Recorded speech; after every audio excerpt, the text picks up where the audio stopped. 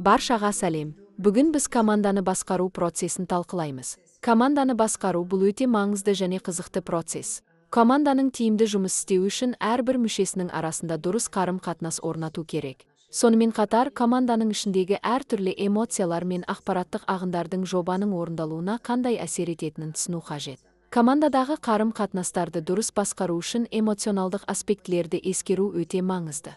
Әсіресе жобада ресурстарды бөлу мен басымдықтарды анықтағанда әртүрлі көзқарастар мен пікірлердің пайда болуы мүмкін. Бұл да команда ішінде қақтығыстардың орын алуына себеп болуы мүмкін. Қақтығыстар әсіресе ресурстарды бөлу немесе жұмыс кестесін анықтау кезінде жиі туындайды. Мұндай жағдайларда менеджердің міндеті осы мәселелерді тиімді және дұрыс шешу, команданың жұмысына зиян келтірмей барлық міндеттерді орындау. Команданы басқару бұл мүшелердің іс-әрекеттерін бақылау, олармен кері байланыс жасау және проблемаларды шешу процесс. Командадағы жұмыс тиімділігін арттыру үшін өзгерістерді басқару және олардың жобаның орындауына әсерін минимизациялау өте маңызды. Жобаның жетекшісі осы мәселелерді басқарып, барлық мүшелердің жұмысына оң әсер ету үшін дағдыларын жетілдіріп отыруы керек. Кері байланыс және проблемаларды шешу жобаның жетістігіне оң ықпал ететін негізгі аспектілер болып табылады. Команданың ішіндегі қақтығыстарды басқарудың бірнеше тәсілдері бар. Біріншіден, біз қақтығыстың болмауына тырысуымыз керек. Егер жағдай орын алса, кейде тараптар арасындағы кернеуді жұмсарту үшін біреуді уақытша жобаға қатысудан шеттетіп, мәселені шешу үшін сырттай әрекет етуге болады. Сонымен қатар, дұрыс шешімдер қабылдау үшін коммуникацияның мәні зор. Команданың әр мүшесінің пікірі мен көзқарасын ескеру керек. Команданың қақтығыстарын басқару үшін тағы бір тиімді әдіс бұл келіссөздер жүргізу және барлық мүшелер арасында ынтымақтастықты дамыту. Ынтымақтастық бұл бір мақсатқа, бір жоспарға ұмтылу.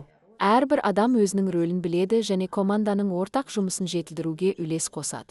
Сондықтан әр команда мүшесінің рөлі айқын және жауапкершілігі жоғары болуы керек. Сонымен қатар, коммуникацияларды басқару бұл тиімді командалық жұмыстың тағы бір маңызды аспектісі. Коммуникацияларды басқару процесінде біз жобамен байланысты барлық мүдделі тараптармен байланыс орнатып, ақпарат алмасудың тиімді әдістерін белгілейміз. Қандай ақпарат платформаларын қолданатынымызды және ақпаратты қалай жеткізетінімізді түсіну өте маңызды. Бүгінгі таңда көптеген құралдар мен ақпараттық алаңдар бар, мысалы жүйелер, ғағға және бұл алаңдар бізге командалық жұмысты басқаруға және байланыс орнатуға көмектеседі.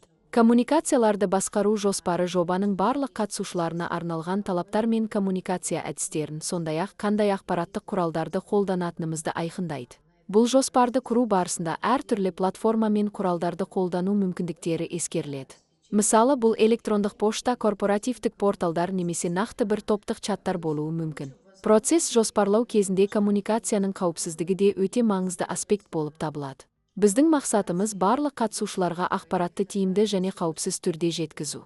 Сонымен қатар, жобаның ақпараттық қауіпсіздігін қамтамасыз ету үшін арнайы әдістер мен шараларды қабылдау қажет.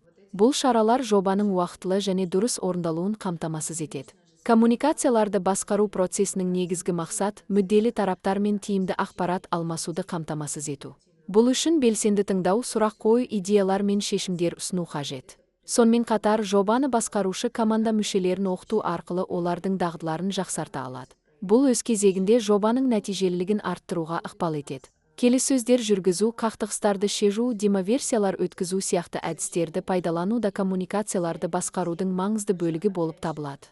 Бұл әдістер команданың жұмысын үйлестіруге және әрбір қатысушының тиімділігін арттыруға көмектеседі. Сонымен қатар, коммуникациялар мониторингі де маңызды рөл атқарады. Біз коммуникацияларды қалай бақылаймыз және тиімділігін қалай өлшейміз. Бұл үшін мысалы, реестрлер мен кері байланыс жинақтау журналдарын пайдалану өте маңызды.